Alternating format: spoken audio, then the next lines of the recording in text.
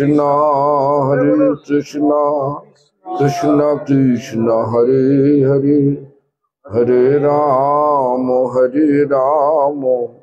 Rama Rama Hare Hare Hare Krishna Krishna Krishna Hare Hare Hare Rama Rama Rama Hare Hare सर्वग्रे Shri भगवानेर अभिन्न प्रकाश विग्रह श्री भगवत ज्ञान प्रदाता भगवानेर सेवा अधिकार प्रदानकारी गोपीनाथ गौड़ीय मठ प्रतिष्ठानेर प्रतिष्ठाता श्रील गुरुपाद पद्म नित्यलीला प्रविष्ट विष्णुपाद स्तोत्रसुत श्री श्रीमद भक्ति प्रमोद पुरी गोस्वामी ठाकुर परम गुरुपाद पद्म समग्र विश्वे गौड़ीय मठ प्रतिष्ठानेर मूल प्रतिष्ठाता नित्यलीला प्रविष्ट शिल प्रभुपाद भक्ति सिद्धांत सरस्वती गोस्वामी ठाकुर तथा संप्रदाय द्वारा नियुक्त सकल आचार्य वृंद और शुद्ध भक्तवृंद सकलेर श्रीपाद पद्मे जानाय दंडवत प्रणाम। सभा उपस्थित दंडीपाद भक्तिभूषण अकिंचन महाराज, श्रीपाद अनादि कृष्णदास ब्रह्मचारी प्रभु तथा वैष्णव वृंद वैष्णवी वृंदा मातृमंडली सज्जन वृंद सकल के जानाय आमार यथायोग्य सम्भाषण सकले आमार प्रति प्रसन्न हो। आज के माने प्रति बछर ना एखाने आसि बेश कयेक बछर आसि कोविडेर समय आसते पारिनि गत बछर एसेछिलाम तो যাই হোক এইখানে অনুষ্ঠান হয় আগে ছাতে হতো তো এখন যা অনুষ্ঠান করার চরমের লক্ষ্যটা কি আমার শ্রীল গুরুদেব বলতেন আমাদের চরমের লক্ষ্য থাকবে হরিকথার চরমের লক্ষ্য থাকবে সকলকে হরি নামে উৎসাহ প্রদান করা। তো আজকে এই বিষয়কে নিয়ে একটু কথা বলবো। হরি নাম কেন করব, হরিনাম কেন করব, হরিনাম কি অ্যাকচুয়ালি? ভগবানের নাম আর ভগবান আলাদা নয়, একই। আবার শাস্ত্রের বিধান অনুযায়ী শাস্ত্রের নির্দেশ অনুযায়ী শাস্ত্রের উদাহরণ অনুযায়ী আমরা দেখেছি নামের শক্তি ভগবানের থেকেও অধিক। প্রথম হচ্ছে হরিনাম কেন করব, প্রথম উত্তর হচ্ছে হরিনাম যুগধর্ম। ধর্ম মানে কি? শিল প্রভুপাদ ভক্তি সিদ্ধান্ত সরস্বতী গোস্বামী ঠাকুর তিনি ধর্মের সংজ্ঞা দিতে গিয়ে বলছেন আমাদের প্রকৃত পরিচয় হচ্ছে আমরা আত্মা। এই আত্মার স্বাভাবিক নিত্য যে স্বভাব সে তাকেই বলে ধর্ম। এখন প্রশ্ন হচ্ছে আমরা যদি আত্মা হই আমাদের নিত্য স্বাভাবিক স্বভাবটা কি? দেখবেন উত্তর একটাই বেরিয়ে আসে, সবাই চায় যেন চির আনন্দ হয়, তাই কি না? কেউ দুঃখ চায় না, সবাই আনন্দের খোঁজে সকাল থেকে রাত্রি পর্যন্ত ছোটেন, কিন্তু পরিশেষে আনন্দের পরিবর্তে নিরানন্দ এসে হাজির হয়।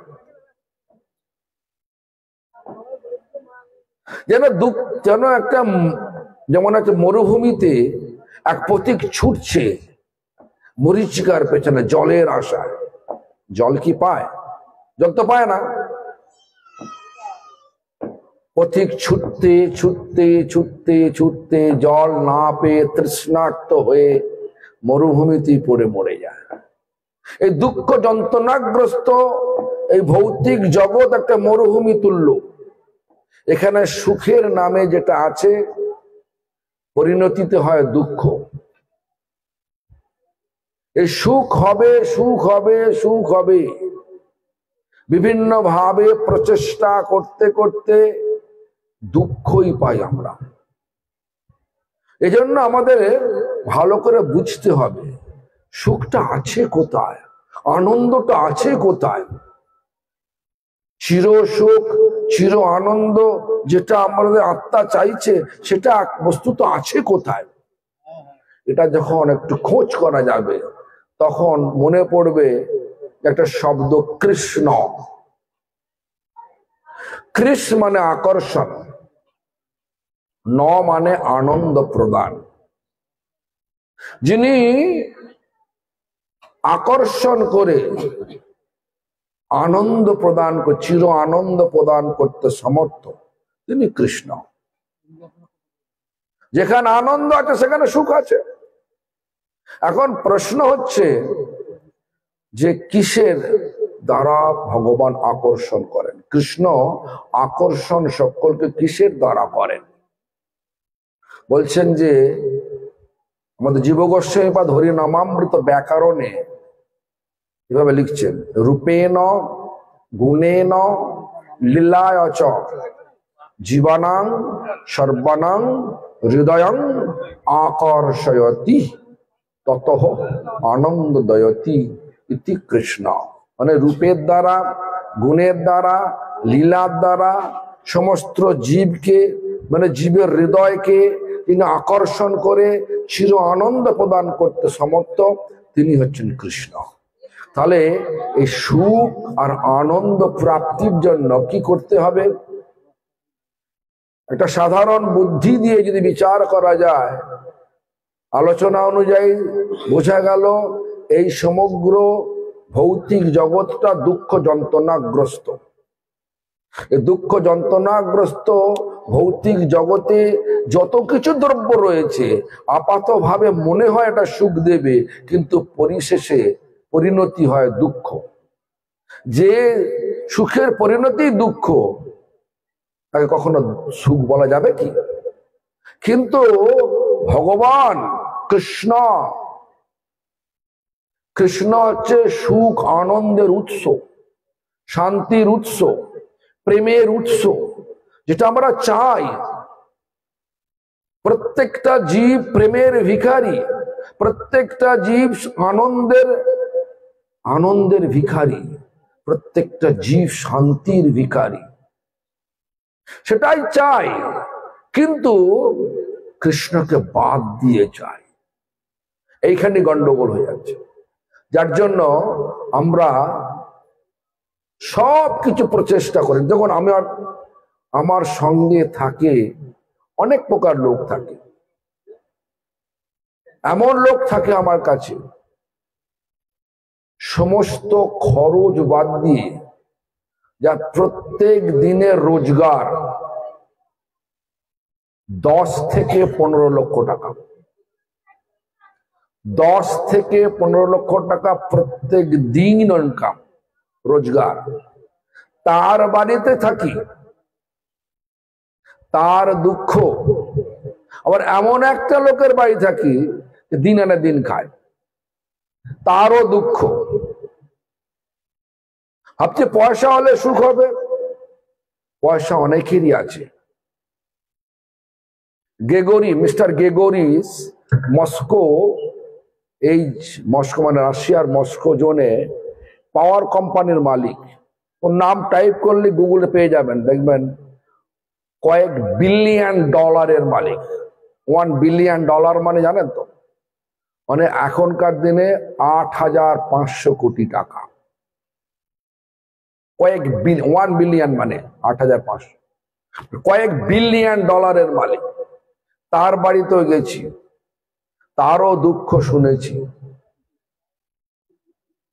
আমার কাছে যখন লাগে দুঃখের পরিমাপটা একই, কেন?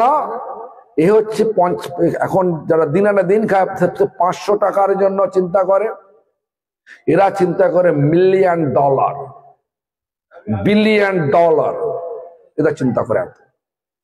এদের দুঃখ, সব দুঃখ সমান। এই জগৎটা ভগবানকে বাদ দিলে সুখ নেই বললে অত্যুক্তি করা হবে না। এজন্য যদি এই কৃষ্ণ নাম কেন করব? এই কৃষ্ণ নাম করব কৃষ্ণকে পাওয়ার জন্য, আনন্দকে পাওয়ার জন্য, আনন্দ উপলব্ধি করার জন্য। কেন? তার উত্তরে ভগবান শ্রীকৃষ্ণ চৈতন্য মহাপ্রভু রূপ ধারণ করে এসে শিক্ষাষ্টকের প্রথম শ্লোকে আমাদেরকে পরিষ্কার জানালেন। দেখবেন আমাদের ভাষা, আমাদের মনোভাব, আমাদের আচার ব্যবহার সবকিছু নির্ভর করে আমাদের চিত্তের পরিস্থিতি অনুযায়ী। যদি চিত্ত মানে কি? চিত্ত মানে হচ্ছে চেতনা, চিত্ত মানে হচ্ছে মন। যদি মন আর চেতনা যদি আমাদের নোংরা হয়ে থাকে, লাভ, পূজা, প্রতিষ্ঠা, জীবহিংসা, কুটিনাটি যদি এগুলো ভরা থাকে, তাহলে চিত্তটা নোংরা আছে। যার যত বেশি লাভ, পূজা, প্রতিষ্ঠা, কুটিনাটি আছে, সে তত বেশি নোংরা হয়। তার বিচারটাও নোংরা। সর্বক্ষণ তাদের বিচার হচ্ছে কিভাবে অপরকে ঠকিয়ে আমি বড় হব। কিন্তু আমরা জানি নিউটনের ৩য় সূত্রের থেকে প্রত্যেক ক্রিয়ারই সমান বিপরীত প্রতিক্রিয়া রয়েছে। আপনি একজনকে ঠকাবো আর আমি ঠকবো না, হয় না। এজন্য আমাদেরকে ভাবতে হবে এই হৃদয়টা যে জন্ম জন্ম লাখ লক্ষ লক্ষ জন্ম আমরা পেয়ে যে 4টে জিনিসের পেছনে ছুটেছিলাম, আহার, নিদ্রা, ভয় ও মৈথুন, এই 4টে কার্য জানোয়ারের জীবনে করেছি, এখনো করে আসছি। লাভটা কি হচ্ছে? আনন্দ তো পাচ্ছি না। কৃষ্ণ না পেলে আনন্দ হবে না।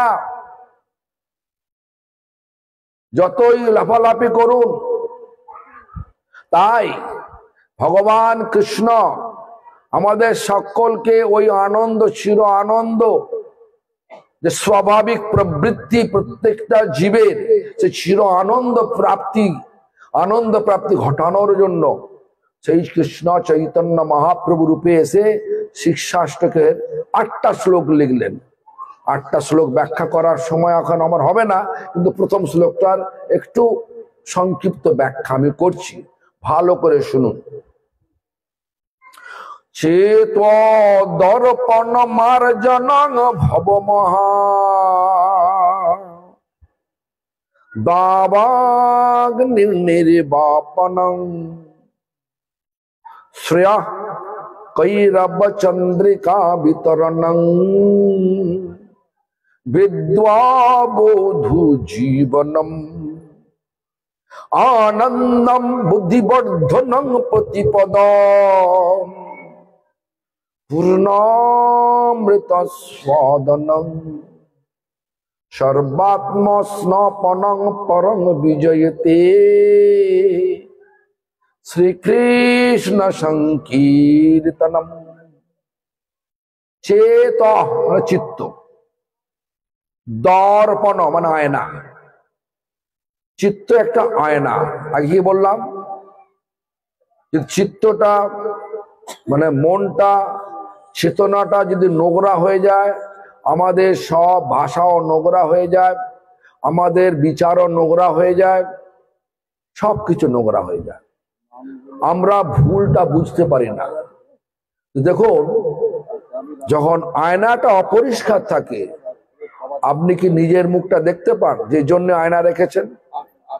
তেমনি করে চিত্র যদি ময়লা হয়ে যায়, ভগবান প্রদত্ত যে স্বাভাবিক প্রবৃত্তি, জীবে দয়া, সেটা থাকে না। তখন জীবকে ঠকানোর প্রবৃত্তি এসে যায়। দেখবেন আমাদের শাস্ত্র জানাচ্ছেন একটা জীব, এক বৈষ্ণব ধর্মের যে সোপান, জীবে দয়া, স্বজনে মৈত্রী, ঈশ্বরে প্রেম, নামে রুচি, এই চারটে জিনিসের উপর আমাদের ধর্ম দাঁড়িয়ে আছে। জীবে দয়া, আমরা জানি দয়া মানে কারো বস্ত্র নেই, বস্ত্র দিলাম, এটা দয়া হলো। দয়া হলো না এটা বললাম না, দয়া হলো, কিন্তু টেম্পোরারি দয়া হলো। একজন ক্ষুধার্ত, খাবার দেওয়া হলো, ক্ষুধা নিবৃত্তি হলো, 4-5 ঘন্টা পর আবার খিদে পাবে, ওই 4-5 ঘন্টা দয়া হলো। একজন অসুস্থ, তার ওষুধ দরকার, ওষুধ দিলেন, আবার অসুস্থ হলো। কিন্তু মহাপ্রভুর দয়াটা অমনন্দ দয়া। কিরকম? আমাদের যে ভৌতিক অসুবিধাগুলো, কি আমরা যে বারবার এই ভৌতিক জগতে বিভিন্ন কর্ম অনুযায়ী বিভিন্ন শরীর নিয়ে আসছি, এটাই হচ্ছে আমাদের সমস্যা। মহাপ্রভু মানে চৈতন্য মহাপ্রভু ভগবান শ্রীকৃষ্ণ, তিনি এই কলিযুগে এসে, চৈতন্য মহাপ্রভু রূপ নিয়ে এসে তিনি বললেন, সে তো দর্পণ মার্জনং, দর্পণটা মার্জন করো, আয়নাটা ভালো করে পরিষ্কার করো। চিত্তটা পরিষ্কার করার জন্য কোনো মেশিন আছে নাকি? কোনো কেমিক্যাল আছে নাকি? কিচ্ছু নেই, কিন্তু আছে একটা। লাস্টে বললেন শ্রীকৃষ্ণ সংকীর্তনম করলে কি হবে, সেটাকে ভক্তিবিনোদ ঠাকুর সুন্দর করে ব্যাখ্যা করছেন। কিরম ভাব বলছেন? বলছেন নাম সংকীর্তনে হয় সর্বানর্থ নাশ, নাম সংকীর্তন করলে সমস্ত অনর্থ নষ্ট হয়ে যায়। সর্ব শুভোদয় কৃষ্ণে প্রেমের উল্লাস। দেখবেন যারা নাম করেন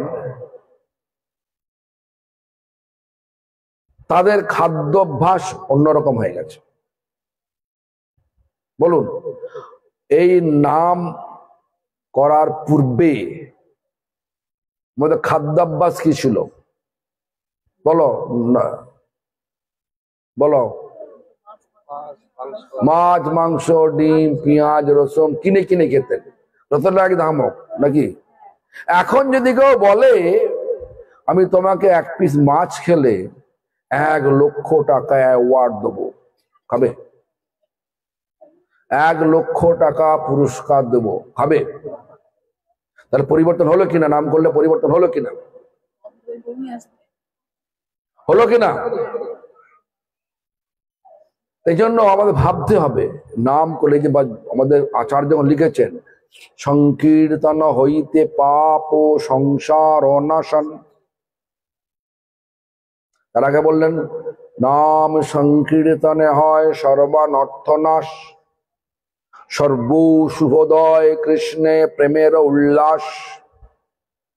সমস্ত শুভ, দেখবেন কারো ক্ষতি হোক এটা চাইবে না। সত্যি করে যে নাম করা কে আয়, কিন্তু নাম করে কারো ক্ষতি হোক, যেভাবে হোক, সে ব্যক্তি চাইবে না, সকলের ভালো হোক। সর্ব শুভোদয় কৃষ্ণে প্রেমের উল্লাস। তারপরে তিনি বলতেন সংকীর্তন হইতে পাপ সংসার নাশন, নাশ মাসের নষ্ট হয়ে যায়। আমরা অনেক অজান্তে অনেক পাপ করছি, চলতে ফিরতে অনেক পিঁপড়ে ছোট ছোট পোকামাকড়কে মারিয়ে চলে যাচ্ছি, পাপ তো হচ্ছে নাকি? জেনে আর অজানে আগুনে হাত দিলে হাতটা পুড়বে কিনা? পুড়বে।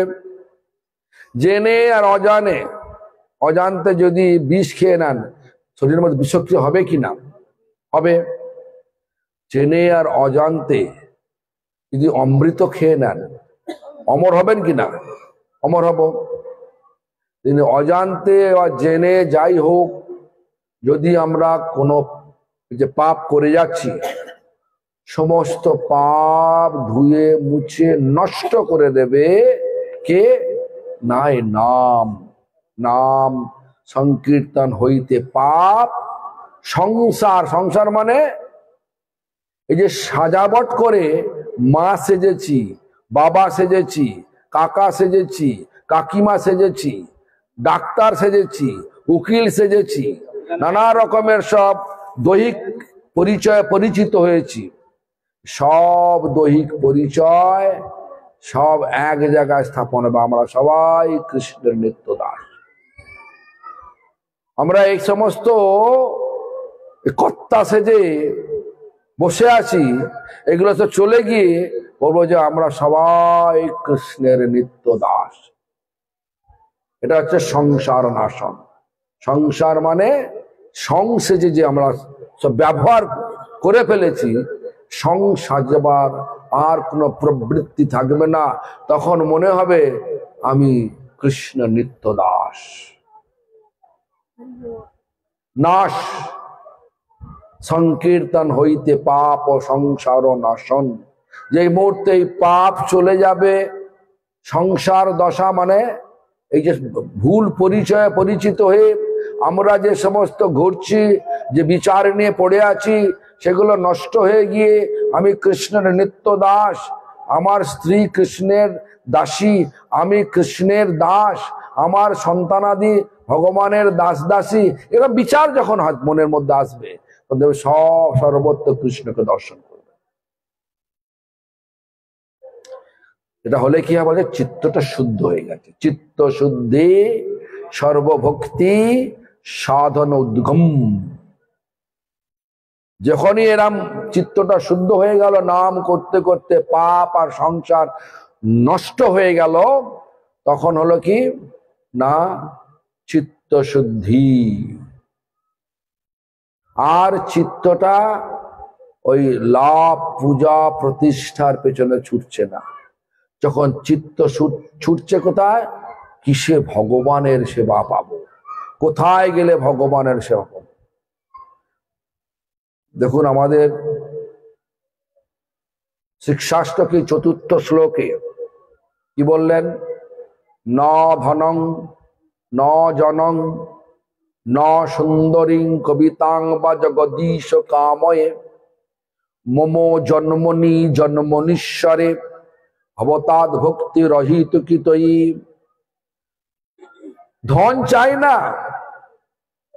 মানে এটাকেই অবলম্বন করে ভক্তিবচক সুন্দর একটা কীর্তন রচনা করলেন। প্রভু তব পদ যুগে মোর নিবেদন। কি নিবেদন? নাহি মাগি দেহ সুখ বিদ্যা ধন জন। আমি দেহ সুখ চাই না প্রভু, বিদ্যান হতেও চাই না, বিদ্যা ধন ওয়েলথ অ্যাকুমুলেট সমস্ত ধন জড়ো করতেও চাই না। আমি পপুলারিটি হতে চাই না, পপুলার হতে চাই না। জন মানে পপুলারিটি, লোকে আমাকে ভালো বলুক, লোকে আমাকে বহুমানন করুক, চাই না। এটাই বলছেন। কি বলছেন? ভক্তিনাথ ঠাকুর বলছেন। চৈতন্য মহাপ্রভুর লেখনী অনুসার লিখলেন ভক্তিনাথ ঠাকুর, নাহি মাগি দেহ সুখ বিদ্যা ধন জন।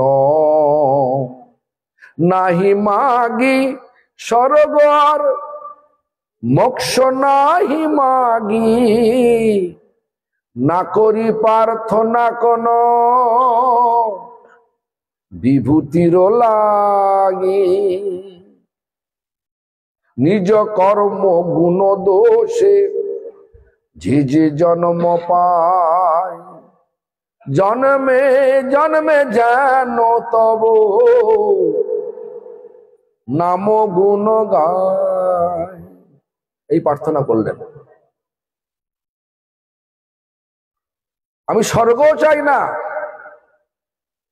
যে মুক্তি মায়াবাদীরা চায়, সারূপ্য, সাযুজ্য, সালক্য, সামীপ্য, শাস্তি, ওটাও চাই না। চাইটা কি? কি চায় একজন বৈষ্ণব, কি চায় এ সম্বন্ধে একটা কাহিনী বলছি, শুনুন। সকলে নিশ্চয়ই জানেন খোলা বেচা শ্রীধরের নাম শুনেছেন। খোলা বেচা শ্রীধর, চৈতন্য মহাপ্রভু তার দোকানে যেতেন। দোকানে যদিও লেখা থাকতো দর এই ভক্তের সঙ্গে তো ভগবান কথা বলবেন, দরদাম করতেন, কিন্তু পয়সা না দিয়ে চলে যেতেন, নিয়ে চলে যেতেন। প্রত্যেক দিন শ্রীধর ভাবতেন কি যে যাক, ব্রাহ্মণের সন্তান নিয়ে গেল, কি ব্রাহ্মণের সেবা হয়ে গেল।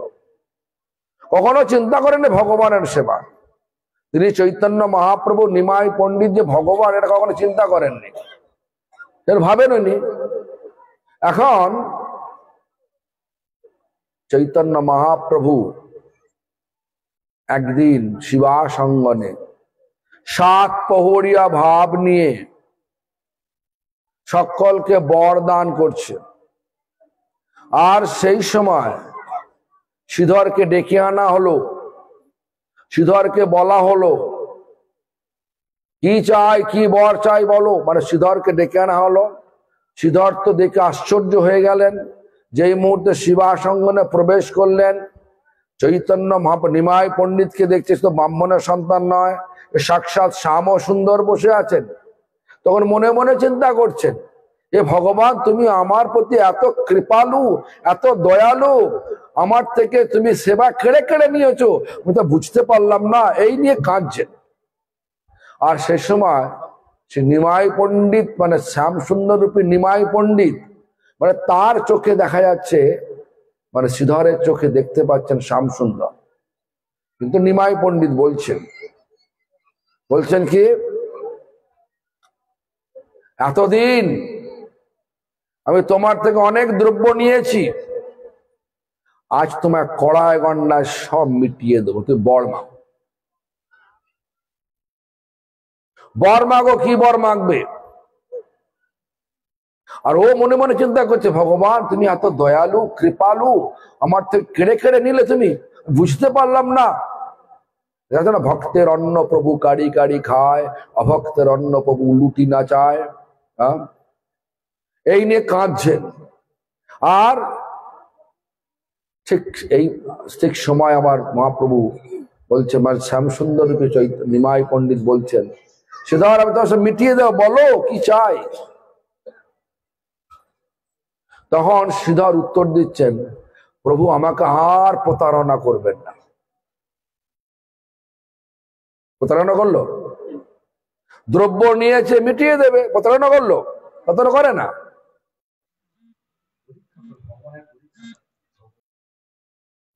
আমরা কি চাই? ভৌতিক লাভ চাই না ভগবানকে চাই? তখন কি হলো, বারবার এরম বলছেন। লাস্ট পরিশেষে সেই শ্যামসুন্দর রূপী নিমাই পণ্ডিত বলছেন, শ্রীধর, যদি আজকের দিনে ভগবান যখন বাস্তবে যখন আসবে, তখন ভাবটা অন্য হয়ে যায়। যতক্ষণ না ভক্তিতে, যতক্ষণ না প্রতিষ্ঠিত হচ্ছে, ভাব অন্য রকম হবেই হবে। যেমন ধরুন আজকের দিনে আমরা সন্ন্যাসী হয়েছি, প্রশংসা শুনতে ভালোবাসি, ভালো লাগে কিনা? এটা হচ্ছে মায়াদেবীর খেলা। ভগবান মায়াদেবীকে পাঠিয়ে দিয়ে আমাদের পরীক্ষা নিচ্ছেন। প্রশংসা চাও, আমাকে চাও, বলো। যে এই মুহূর্তে ভাববো আমি বড় সন্ন্যাসী হয়ে গেছি, আমি আমার গুরুদেব বলতেন আমি একটা হনু, বাস ওখানে আমাদের পরমার্থের পতন হয়ে গেল। তো লাভ, পূজা, প্রতিষ্ঠা নিয়ে সবসময় ঘুরবো, সব চিন্তা করবো কোথায় লাভ বেশি আছে। এটা এখন বর্তমান সমাজে হচ্ছে। ভগবানকে চাই আমরা খুব কম। তাই শ্রীধর একটা প্রকৃষ্ট উদাহরণ হলো।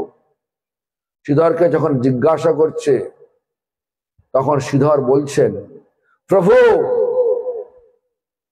আর প্রতারণা করবেন না আমাকে, আর যদি বর দিতে চান তাহলে এই বর দিন, জন্মে জন্মে আপনার চরণের দাস হয়ে থাকতে পারে। বাস এটাই গৌড়ীয় মঠের চরম কথা, প্রত্যেকটা জীবের চরম লক্ষণ। এটা যদি ভুলে যায়, বাহ্যাড়ম্বর নিজে থাকি, তাহলে বাহ্যাড়ম্বর হবে বটে, কিন্তু অন্তঃশ্বাস ভিতরে পরমার্থ শূন্য হয়ে যাবে। এই জন্য আমাদের গুরুবর্গ এইভাবে শিক্ষা দিয়েছেন।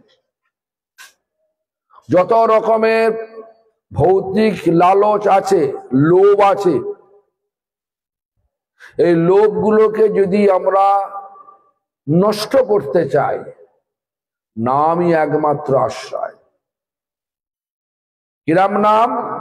সাধু সঙ্গে কৃষ্ণ নাম, এই মাত্র চাই। সংসার মানে যত রকমের লোভ, ভৌতিক লোভ, সংসার, ভৌতিক পরিচয়, সংসার সব নষ্ট হয়ে যাবে। প্রকৃত উপলব্ধি হবে আমি কে, ভগবানের নিত্য দাস। নাম এই জন্য করব, এটাকে জাগরুক করতে হবে। আমি এ জগতের কোন দ্রব্য পেয়ে যে সুখ পাবো ভাবছি, পাবো না সুখ। এ জগৎটা যত জীব আছে সবাই তিতাবগ্রস্ত হয়ে রয়েছে। করোনার সময় সবাই চিন্তাগ্রস্ত হয়েছিলেন কিনা? যদি মহামারী হয় সবাই মহামারীতে আক্রান্ত হবেন কিনা? হবেন। যদি ন্যাচারাল ক্যালামিটিস মানে হচ্ছে প্রাকৃতিক দুর্যোগ হয়, তাও আক্রান্ত হবেন, কষ্ট হবে। ভূমিকম্প হলো, বাড়ি ভেঙে গেল, কষ্ট হবে কিনা? না? এরকম ধরনের নানা রকমের আধ্যাত্মিক, আদি ভৌতিক, আদি দৈবিক। এখানে বসে আছেন, ফোন তো রয়েছে, দুম করে ফোন এলো, তোমার পরম আত্মীয় এই রাস্তায় অ্যাক্সিডেন্ট হয়েছে, তাদের জীবন মরণাপন্ন। এখানে আসার আগে ভালোই মন ছিল, শরীর ছিল, সব ছিল। এই সংবাদ শোনার পরে মন শরীর থাকবে? দুঃখে নিমজ্জিত হয়ে যাবে, ছুটবেন, চঞ্চল। এটাকে বলে আধ্যাত্মিক।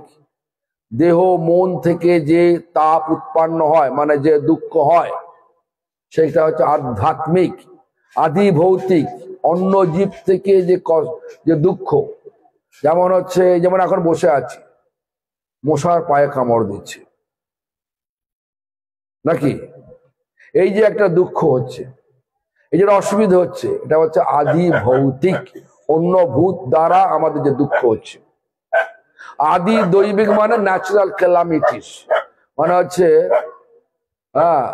প্রাকৃতিক দুর্যোগ, ভূমিকম্প, বন্যা, খরা, নানা রকমের দুর্ভিক্ষ, এসব প্রাকৃতিক দুর্যোগ।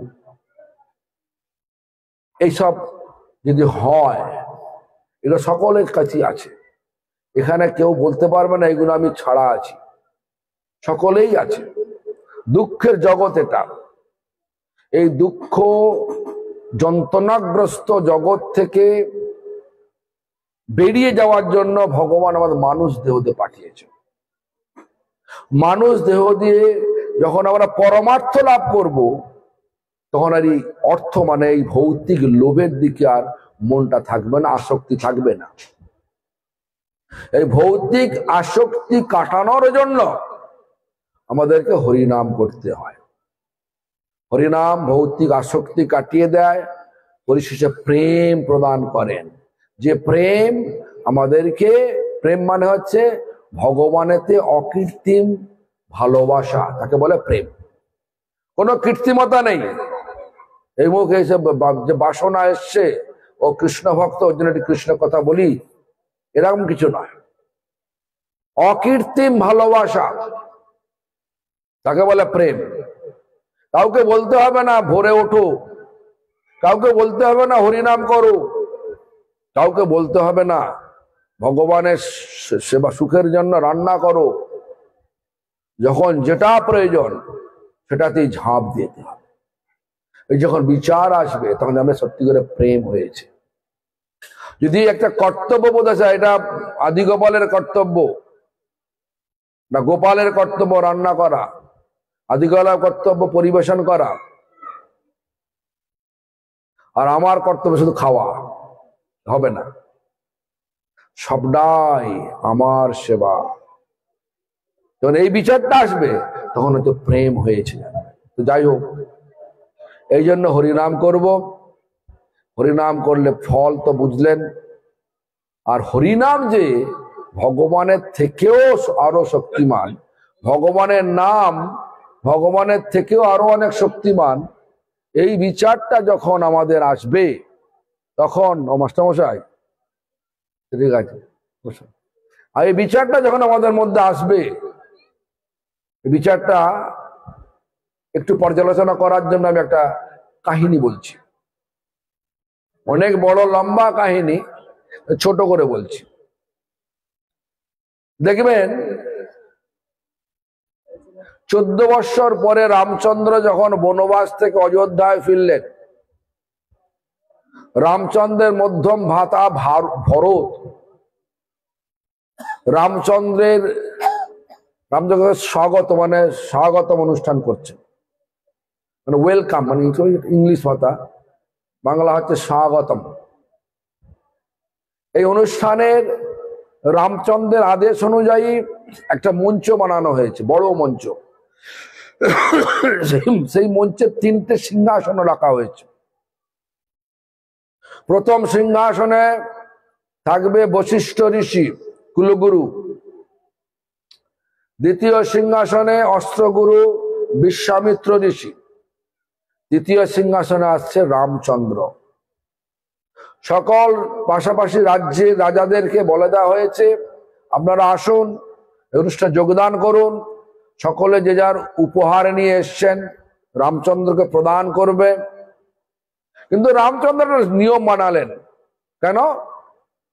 গুরু প্রসন্ন হলেই তো আমাদের উদ্দেশ্য সিদ্ধ হয়। এই জন্য কুলগুরু বশিষ্ঠ, অস্ত্রগুরু আমাদের বিশ্বামিত্র সকলকে বলে দিলেন, আগে আমার গুরুদ্বয়কে সম্মান দেবে, প্রণাম করবে, তারপরে আমার কাছে আসবে, যা কিছু দেবার আমার কাছে দেবে। ভালোভাবে চলছিল। নারদ মুনি মাঝখানে ঢুকে পড়ে, যে শেষ রাজা ছিলেন তার নাম সামন্ত রাজা, তাকে বললেন যে বিশ্বামিত্র একটা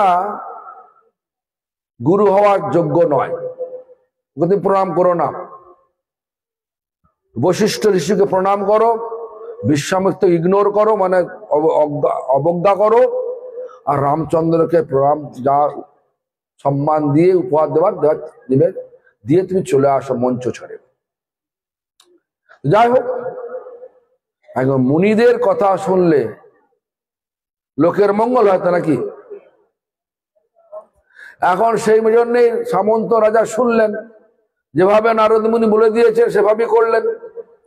তারপরে লেগে গেল সমস্যা, লেগে গেল। কি সমস্যা? বিশ্বামিত্র ক্রোধিত হয়ে মঞ্চ ছেড়ে অযোধ্যার রাজপ্রাসাদ ছেড়ে চলে যাচ্ছে। গুরু যদি উৎসবে যদি রুষ্ট হয়ে চলে যায় তাহলে কি হয়? ভালো হয় না খারাপ হয়? বলুন, খারাপ হয়। রামচন্দ্র হচ্ছে মর্যাদা পুরুষোত্তম, কি করে মর্যাদা লঙ্ঘন করে গুরুদেবের? তাড়াতাড়ি চলে গেলেন গুরুদেবের সামনে, হাত জোর করে বললেন, জিজ্ঞাসা করছে, গুরুদেব বলুন আপনার সন্তুষ্টির জন্য আমি কি সেবা করতে পারি? তখন বিশ্বামিত্র জিজ্ঞাসা করলেন, তুমি করতে পারবে? দেখুন, যা কিছু কথোপকথন হচ্ছে রামচন্দ্র বিশ্বামিত্র সব শুনছে দূর থেকে সামন্ত রাজা। তুমি করতে পারবে? হ্যাঁ করতে পারবো গুরুদেব। তাহলে এখনই সামন্তের মাথাটা কেটে আমার চরণে লুটিয়ে দাও। রামচন্দ্র আবার দুবিধায় পড়ে গেলেন। কেন? সামন্ত অতিথি, নিমন্ত্রিত অতিথিকে এইভাবে করাতে যায় না। এই জন্য গুরুদেবকে জিজ্ঞাসা করলেন, গুরুদেব বলুন, আমার নিমন্ত্রিত অতিথি সামন্ত, তাকে কি এসব করা যায় কি? তখনকার গুরুদেব তো সত্যি কথা বলেন, এখনকার গুরুদেব মিথ্যে কথা বলেন প্রায় সব। তো বলছেন না, করা যায় না। তখন জিজ্ঞাসা করলেন, কি হয় তোমার এই নিমন্ত্রণ কতক্ষণ আছে? আজকের দিনটায়। ঠিক আছে, আগামীকাল আমি দেখতে চাই তুমি সামন্তের মাথাটা কেটে আমার চরণে লুটিয়ে দিয়েছো।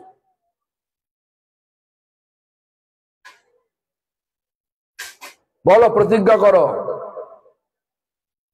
তখন রামচন্দ্র বলছে, ঠিক আছে, আমি প্রতিজ্ঞা করছি, আমার শ্রেষ্ঠ ভক্ত হনুমানের নামে প্রতিজ্ঞা করছি, আগামীকাল সূর্যাস্তের আগেই সামন্তের মাথা কেটে আপনার চরণে আমি নিবেদন করব। সামন্ত সবকিছু শুনলেন, প্রতিজ্ঞা হয়ে গেল। সামন্ত তো আত্মারাম খাঁচা হয়ে গেছে।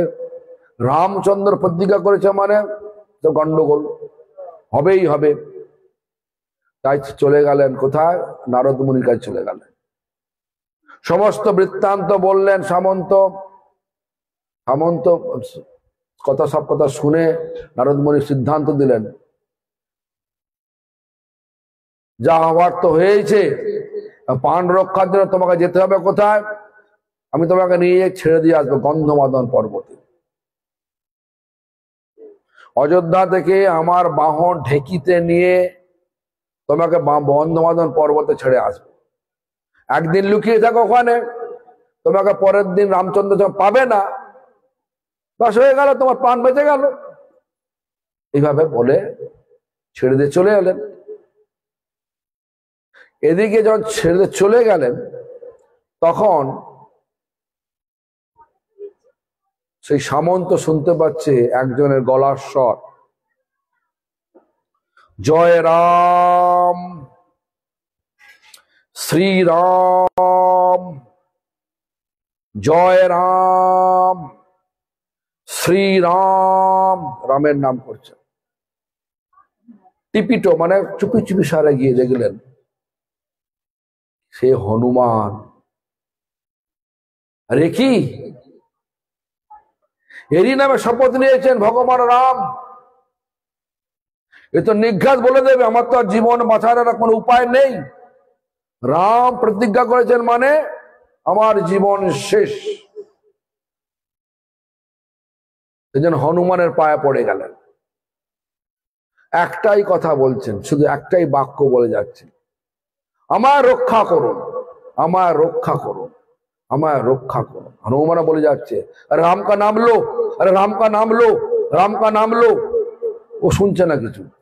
হনুমানও প্রতিজ্ঞা করে বললেন, ঠিক আছে, আমি আমার প্রভু রামের নামে প্রতিজ্ঞা করছি, তোমাকে আমার আগে কেউ মারতে পারবে না। যদি তোমাকে মারতেই হয়, আমাকে আগে তাকে মারতে হবে, তারপরে।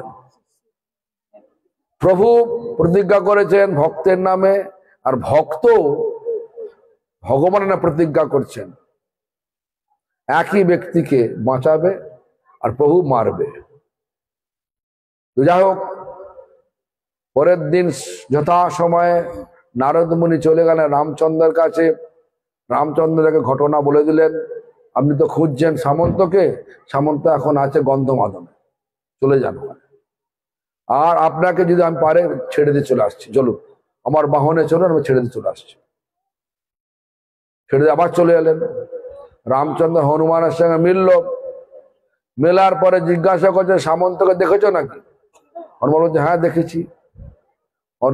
তখন রামচন্দ্র বলছে, আমি ওর শিরচ্ছেদ করব, কেন আমি প্রতিজ্ঞা করি যাবো গুরুদেবের কাছে। হনুমান বলছেন যে আপনি তো করতে পারবেন না প্রভু, আমি আপনার নামে প্রতিজ্ঞা করেছি, যদি আপনি ওনাকে মারতেই হয় আগে আমাকে মারুন তারপরে মান। তখন হনুমান, তখন রামচন্দ্র গুরুদেবের আজ্ঞা পালন করার জন্য প্রস্তুত হয়ে গেলেন। ভক্ত কি মেরে দেবে? ভগবান হনুমানকে মারবার জন্য পশুপত অস্ত্র, ব্রহ্মাস্ত্র উঠিয়ে নিলেন, প্রয়োগ করলেন, কিন্তু ব্রহ্মা হনুমানের বক্ষ বিদীর্ণ করতে পারলেন না, শিব পশুপত অস্ত্র করতে পারলেন না। সব ভগবান রামচন্দ্রের পেছনে দাঁড়িয়ে জোড়হাত করে দাঁড়িয়ে আছেন। হনুমান অস্ত্র ধরলেন না। কি অস্ত্র ধরলেন? জয় রাম শ্রীরাম, জয় রাম শ্রীরাম। প্রভুর কাছে তো অস্ত্র ধরবেন না। তো যাই হোক, তখন রামচন্দ্র দেখছে এখন হনুমান বেঁচে আছে। পেছন ফিরে দেখে সব অস্ত্রগুলো মূর্তি ধারণ করে হাত জোর করে দাঁড়িয়ে আছে। রামচন্দ্র ক্রোধিত হয়ে বললেন, তোমরা হনুমানের বক্ষ বিদীর্ণ করতে পারলেন না? যে প্রভু, আমি এই যাত্রা করতে পারলাম না। কেন? আমরা চেষ্টা করেছি, কিন্তু হনুমানের প্রত্যেকটা রোমকূপের মধ্যে দেখতে পাচ্ছি আপনি আর জানকী মাতা বিরাজমান। আমরা কি করে ঢুকবো? ওই জন্য চলে এসছি আমরা। যখন এরকম কথোপকথন হচ্ছে, নারদ মুনি বিশ্বামিত্র মুনিকে নিয়ে চলে এসছেন।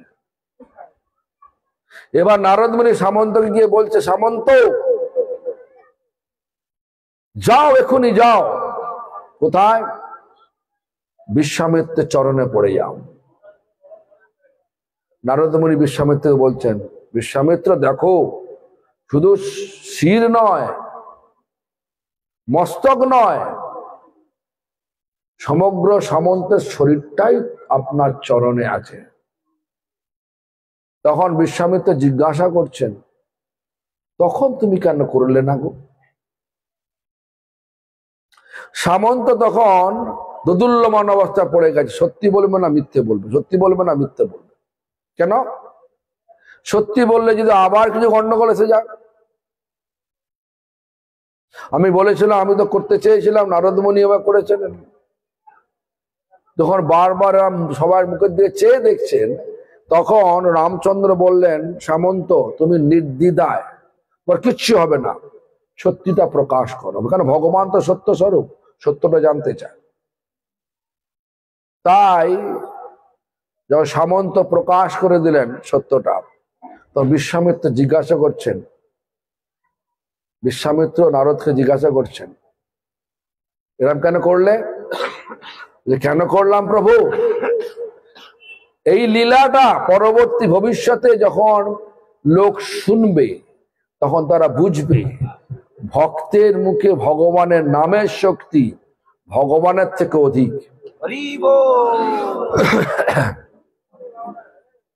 এই লীলাটা সবাই শুনবে। তো ভক্তের মুখে, কোন ভক্ত? শুদ্ধ ভক্ত। সেই শুদ্ধ ভক্তের মুখে ভগবানের নামের শক্তি ভগবান থেকেও অধিক। আর একটা উদাহরণ দিচ্ছি, যখন ভগবান রামচন্দ্র লঙ্কায় যাবেন, ছোট করে বলছি আমি, সময় তো হয়ে গেছে, কটা বাজে?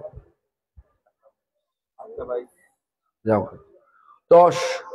তো লঙ্কায় যাবেন, নল, নীল, সুগ্রীব, অঙ্গদ, বড় বড় সব বানর সেনা বড় বড় পাথরের চাই নিয়ে আসছে, গিয়ে সমুদ্রের জলে ফেলছে, ব্রিজ বানাবে। কিন্তু পাথর ফেলছে কি নামে? জয় শ্রীরাম। পাথর জলে ভাসছে। আশ্চর্য নয়? আমার সেই পাথরের টুকরো আমাদের মন্দিরে আছে, মায়াপুরে আছে, আমি নিয়ে এসেছি, রামেশ্বর থেকে একটু নিয়ে এসেছি। পাথর আমি সঙ্গে নিতে পারি না, কিন্তু আমার ওখানে অফিসার ছিল, যে ওখানকার পোর্টের অফিসার ছিল, সে মোটামুটি ভক্ত হয়েছিল। তাকে বললাম তারপরে পাওয়া যাবে বাবা? বলছে আপনি নিলে আপনাকে জেলে পুরে দেবে, আপনি চলে যান, আমি মায়াপুরে আপনাকে দিয়ে আসবো। এত বড় পাথরটা দিয়ে গেল। এখন আমাদের মায়াপুর মন্দিরে পূজা হয়। যাই হোক, তো রামচন্দ্র এই অবস্থা দেখে আমার নামের বল এত, ঠিক আছে, ছোট টুকরো পাথর যখন ছুড়লেন, সিঙ্ক আন্ডার দ্য ওয়াটার, জলের তলায় তলিয়ে গেল, বাঁচলো না। তো ভক্তের মুখে ভগবানের নামের শক্তি ভগবান থেকেও অধিক। সেই নাম কলিযুগে যুগধর্ম। এই যুগধর্মকে অবলম্বন করে যদি আমরা ধর্ম যাজন করি, তাহলে আমাদের মনের মধ্যে যে অর্থের লালসা লেগে আছে, সেই অর্থের লালসাগুলো কেটে গিয়ে পরমার্থের লালসা জেগে উঠবে। যে পরমার্থ আমাদেরকে এই দুঃখ যন্ত্রণাগ্রস্ত পৃথিবী থেকে চিরতরে উদ্ধার করে দেবে। আর কোথায় নিয়ে যাবে? আনন্দময় ধাম, গোলক বৃন্দাবন, ভগবানের পাদ পদ্মে নিয়ে যাবে, যেখানে আমাদের নিত্য ঘর, back home, back to god head.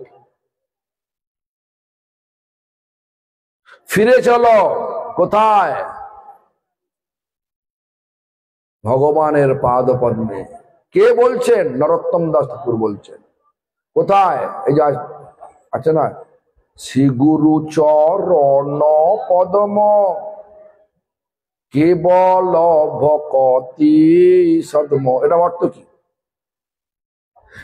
আমরা আক্ষরিক অর্থে দেখি কি যে এটা গুরুদেবের পাদপদ্ম, কিন্তু এটা নরোত্তম ঠাকুর বলছেন না। নরোত্তম ঠাকুরের অন্তর্নিহিত বলাটা হচ্ছে যে শ্রী এখানে শ্রীমতী রাধারানী, আর চরমে গুরু হচ্ছে কৃষ্ণ নিজেই।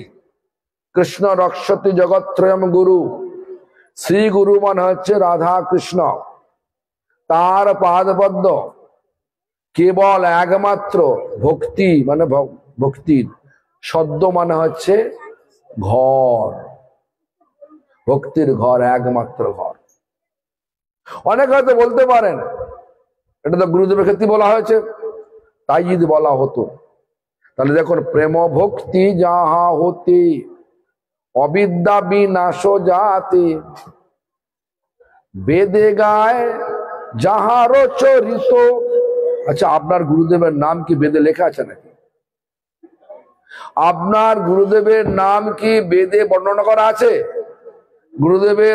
গুরুদেবের মহিমা বর্ণনা করা আছে নাকি? আচ্ছা, কৃষ্ণের আছে।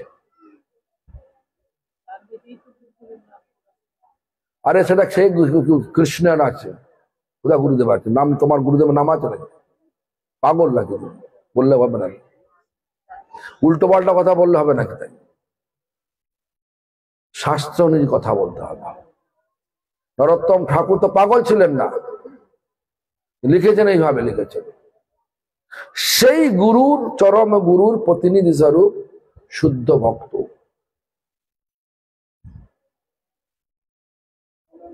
গুরু সাজা আর গুরু হওয়া দুটো আলাদা। যাই হোক, গুরু তিনি শুদ্ধ নাম করেন, যার হৃদয়েতে ভগবান বিশ্রাম করেন। অনেক কথা রয়েছে, গুরুর লক্ষণ রয়েছে, হ্যাঁ, সব কথা রয়েছে, এখন বলা যাবে না। 8:30 বাজে, আপনারা সব ব্যস্ত হয়ে যাচ্ছেন। আমার কথার আশা করি 3টে যে অ্যাঙ্গেল ধরেছিলাম বলা হয়েছে। হরিনাম কেন করব, হরিনাম পড়ার ফল কি, আর নাম, ভগবানের নাম ভগবানের থেকেও অনেক বেশি বলবান। 3টে আশা করি সংক্ষিপ্ত সহকারে বলতে সমর্থ হয়েছি। আপনারা বুঝতে পেরেছেন কি জানি না, আশা করি বুঝতে পেরেছেন তো। যাই হোক, আমার কথার এখানে বিশ্রাম দিলাম। আর যদি আপনাদের যদি মন হয় তাহলে আমাদের আদিকবাবু বলবে, আর যদি না হয় আমাদের এখানে কীর্তন সহকারে কথার বিশ্রাম দেওয়া হবে। হরে কৃষ্ণ।